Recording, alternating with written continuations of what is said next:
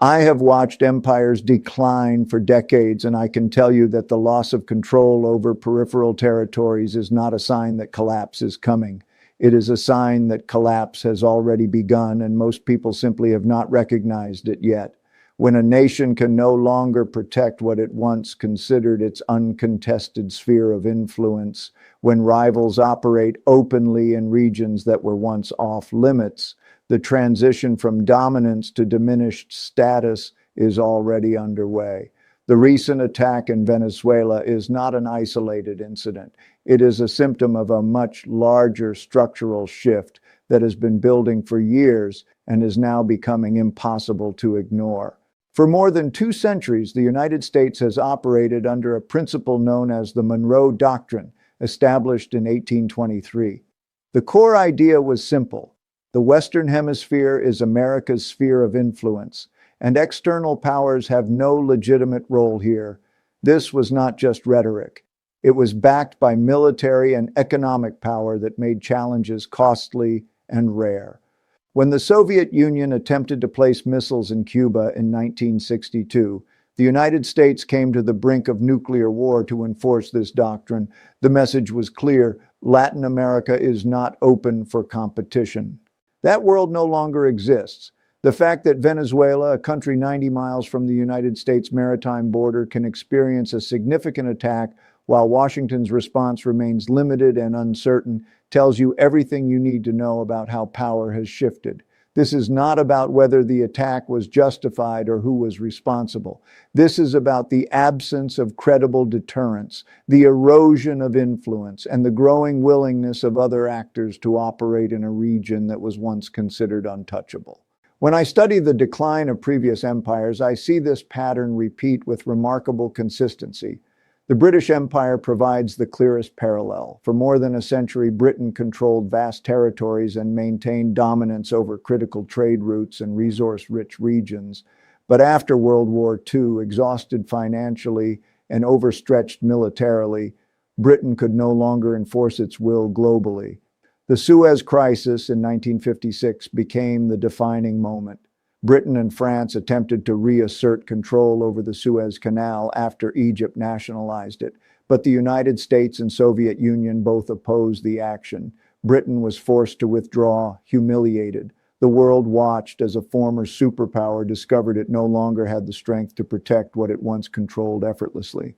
That moment did not create British decline. It revealed it. The erosion had been happening for decades through debt accumulation, relative economic weakening, and the rise of competitors. Suez was simply the moment when denial became impossible. I see the same dynamic unfolding now in Latin America. The United States has been losing influence in the region steadily for 20 years, but the decline was gradual and easy to dismiss. Venezuela represents a Suez moment for American influence in its own hemisphere. The mechanics of this decline are not mysterious. They are the predictable result of changing incentives and shifting power balances. China has become the largest trading partner for most Latin American countries, surpassing the United States. Chinese investment in infrastructure, energy, and technology has created dependencies that did not exist 2 decades ago. Roads, ports, telecommunications networks, all built with Chinese capital and often operated by Chinese firms. This is not charity, it is strategic positioning that creates leverage. Russia has re-entered the region militarily after a 30-year absence following the Cold War. Venezuela hosts Russian military advisors, conducts joint exercises, and receives advanced weapons systems. Cuba maintains close ties with Moscow. Nicaragua has invited Russian military presence. These developments would have been unthinkable during the height of American power, but they are routine now because the cost of challenging U.S. influence has dropped while the benefits have increased. The expansion of BRICS, which now includes several Latin American nations either as members or aspiring partners, represents another layer of this shift. BRICS is not just an economic coalition. It is a deliberate effort to create alternative financial and trade systems that reduce dependence on the dollar and Western institutions. When countries in America's traditional backyard join or align with BRICS, they are making a strategic choice that Washington can no longer prevent without imposing costs it is unwilling or unable to bear. What makes this particularly significant is that Latin America was supposed to be the easiest region for the United States to maintain influence. Geographic proximity, deep economic integration, historical ties, and overwhelming military superiority all favored continued dominance. If the United States cannot maintain control here in its own hemisphere, what does that say about its ability to project power in more distant and contested regions like the Middle East, Eastern Europe, or the Indo-Pacific? The answer is uncomfortable but clear. American power is overstretched, under-resourced relative to its commitments, and facing competitors who have studied its weaknesses carefully. China does not need to match U.S. military power globally. It only needs to make intervention costly enough that Washington decides the price is not worth paying. Russia does not need to defeat the United States in direct conflict. It only needs to operate in spaces where American attention and resources are already divided among too many priorities. Venezuela itself is a perfect case study in how influence erodes. The country has the largest proven oil reserves in the world, larger than Saudi Arabia. During the Cold War, this would have guaranteed decisive American involvement to prevent hostile control. Today, despite economic sanctions and political pressure, Venezuela operates with relative freedom to align with U.S. adversaries. Russian and Chinese involvement in Venezuelan oil, military, and finance is extensive. Iranian drones and other technology flow into the country. The fact that an attack could occur in this environment, whether internal or external, without triggering a clear and overwhelming U.S. response, demonstrates how much the calculation has changed. The domestic political situation in the United States compounds this external weakness. A deeply polarized country struggles to maintain consistent foreign policy. Administrations change every 4 to 8 years, and with them, strategies shift dramatically. Allies cannot rely on commitments lasting beyond the next election cycle. Adversaries know they only need to wait out unfavorable leadership. This inconsistency has a compounding effect over time.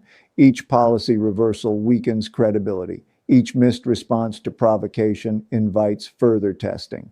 Fiscally, the United States is in no position to expand commitments.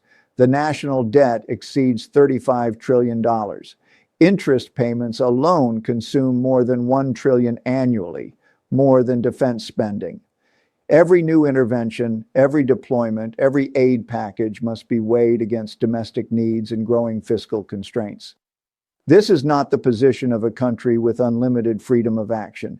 It is the position of a country making hard choices about where to allocate scarce resources. Militarily, the readiness and capacity issues are well documented. Recruitment struggles, aging equipment, and stretched deployments across multiple theaters have created gaps. The military remains the most capable in the world, but capability and availability are not the same thing. If forces are committed in Europe, the Middle East, and the Pacific, there is limited capacity to respond decisively in Latin America without pulling resources from other critical areas. Adversaries understand this. They probe where defenses are weakest and commitments are most ambiguous. The loss of Latin America as an uncontested sphere of influence carries implications far beyond the region itself. It signals to allies worldwide that American security guarantees may not be as reliable as assumed. If Washington cannot or will not protect its interests in its own backyard, why would partners in Asia or Europe believe they will be defended when their security is threatened? This perception problem is as damaging as any material loss because it accelerates the hedging behavior that further weakens American influence. Countries begin pursuing independent security arrangements, diversifying their partnerships, and reducing dependence on U.S. systems. This is rational behavior when the protector's credibility is in question, but it creates a feedback loop.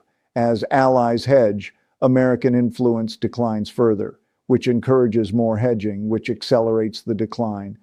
This is how empires lose their periphery first, then their core. History teaches that once this process begins, reversing it is extraordinarily difficult. It requires not just resources, but credibility. And credibility cannot be restored through declarations. It requires demonstrated willingness to bear costs, to prioritize commitments, and to sustain engagement even when difficult. The United States, politically divided and fiscally constrained, is not positioned to make those demonstrations convincingly. Promises are cheap. Actions are expensive, and expensive actions in a low-priority region like Latin America, from the perspective of the median American voter, are politically toxic. The competitors filling this vacuum understand the opportunity. China's approach is patient and economic: build infrastructure, extend credit, create dependencies, and wait. There is no need to challenge the United States militarily when economic integration does the work more quietly and sustainably. Russia's approach is more opportunistic, taking advantage of American distraction and offering partnerships to governments that feel neglected or pressured by Washington. Both strategies work because they operate below the threshold that would trigger a decisive U.S. response, yet cumulatively they shift the balance. For investors and those watching global markets, the implications are significant. A world where the United States cannot maintain its traditional sphere of influence is a world where security assumptions built over decades no longer hold. Trade routes that were once protected may become contested. Resource access that was once guaranteed may become negotiable. Political stability that was once enforced may give way to competition and conflict. Latin America is resource-rich. Oil, lithium, copper, agricultural land, fresh water, all critical for the next phase of global economic competition. If these resources come under influence systems that exclude or disadvantage the United States, the strategic and economic consequences compound over time. This is not abstract geopolitics. It affects energy prices, supply chains, inflation, and ultimately the standard of living for ordinary Americans. The Venezuela situation also highlights the limits of economic sanctions as a tool of influence. The United States has imposed some of the most comprehensive sanctions in history on Venezuela, yet the government survives, alternatives emerge, and adversaries step in to provide what Washington restricts. Sanctions work when the target is isolated and has no alternatives. They fail when competitors are willing to absorb the cost of defiance or when the target can restructure its economy around new partnerships. Venezuela has done both, which demonstrates that in a multipolar world, unilateral coercion has diminishing returns. The broader lesson is that power is not static. It is dynamic and relative. The United States remains the most powerful single nation by many metrics, but power is about the ability to shape outcomes, and that ability is declining. When you cannot prevent attacks in your own hemisphere, when rivals operate openly in your traditional sphere, when allies hedge their commitments, and when your tools of influence produce diminishing results, you are no longer in the position you once occupied. This is not defeatism, it is realism. Recognizing where you are in a cycle is the first step toward adapting effectively. Empires that deny their decline make worse decisions than those that acknowledge it and adjust strategy accordingly. The United States has choices, but those choices require accepting uncomfortable truths about limits, prioritization, and the need for sustainable strategy rather than overextension. The Monroe Doctrine made sense when the United States had unchallenged dominance in the hemisphere and the capacity to enforce it. Today, that dominance no longer exists, and the capacity is constrained. Clinging to doctrines designed for a different era leads to frustration and failure. Adapting to new realities, as painful as that may be, is the only path that preserves influence over the long term. What happened in Venezuela is not an anomaly. It is a data point in a trend that has been clear for years to those willing to see it. The backyard is no longer secure because the power required to secure it has eroded relative to the challenges. This erosion will continue unless something fundamental changes, and right now the incentives do not support that change. Political dysfunction, fiscal constraints, strategic overextension, and rising competitors create a combination that produces decline regardless of intentions. For those watching from outside the United States, this creates opportunity. For those inside, it creates risk. The transition from a unipolar world where American preferences dominated to a multipolar world where influence is contested will be turbulent. Markets, currencies, and security arrangements built on assumptions of stability will face stress as those assumptions prove outdated. This is the nature of great power transitions. They do not happen cleanly or predictably. They unfold through a series of events that individually seem manageable, but collectively represent something much larger. Venezuela is one of those events. It will not be the last. The question is whether the pattern will be recognized and addressed, or whether denial will persist until the cost of adjustment becomes unbearable. History suggests the latter is more common, which means the turbulence is only beginning.